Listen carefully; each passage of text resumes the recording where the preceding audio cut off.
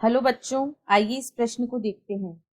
अभिकथन, मृदा से आयंस केवल सक्रिय परिवहन द्वारा अवशोषित किए जाते हैं। तर्क, मूल रोम कोशिकाओं की झिल्लियों में उपस्थित प्रोटीन्स निष्क्रिय रूप से आयंस को मृदा से बाह्य त्वची कोशिकाओं के कोशिका द्रव्य में पंप करती हैं। इस प्रश्न की जो मुख्य अवधारणा वह है खनिज आयनों या खनिज पदार्थों का उद्ग्रहण।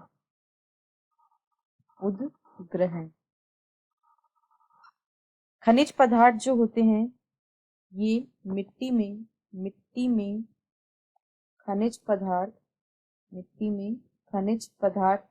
आयनों के रूप में पाए जाते हैं।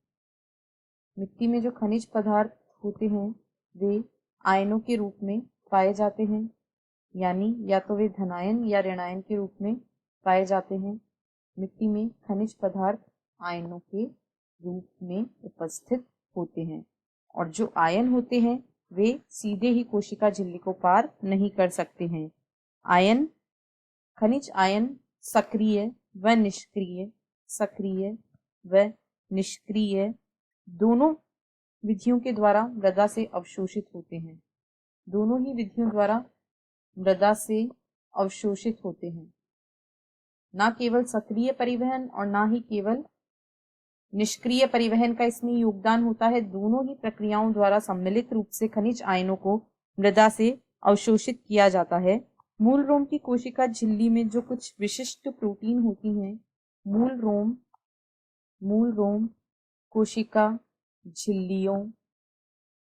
कोशिकाओं की झिल्लियों में कुछ विशेष प्रोटीन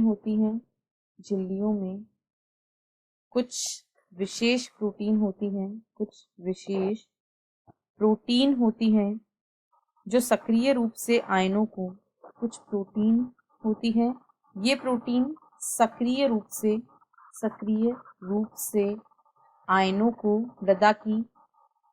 सक्रिय रूप से आयनों को मृदा से एपिडर्मल कोशिकाओं या बाह्य त्वचीय कोशिकाओं में पंप करती है। यानी विशेष प्रोटीनें जो होती हैं वे सक्रिय परिवहन के माध्यम से ही आयनों को पंप करती हैं। अब यदि दिए गए प्रश्न को देखें तो अभिकथन में कहा गया है मृदा से आयन केवल सक्रिय परिवहन द्वारा अवशोषित किए जाते हैं, यह गलत है। अभी हमने देखा सक्रिय परिवहन और निष्क्रिय परिवहन दोनों के द्वारा अवशोषित किए जाते हैं। और तर्क में कहा गया है मूल रोम कोशिकाओं की झिल्लियों में उपस्थित प्रोटीन्स निष्क्रिय रूप से आयनों को मृदा से बाह्य त्वचीय कोशिकाओं के कोशिका द्रव्य में पंप करती हैं, निष्क्रिय नहीं सक्रिय रूप से। अतः तर्क भी गलत है। तो अभिकथन व तर्क दोनों ही गलत हैं। आशा है आपको प्रश्न समझ आया होगा। धन्यवाद।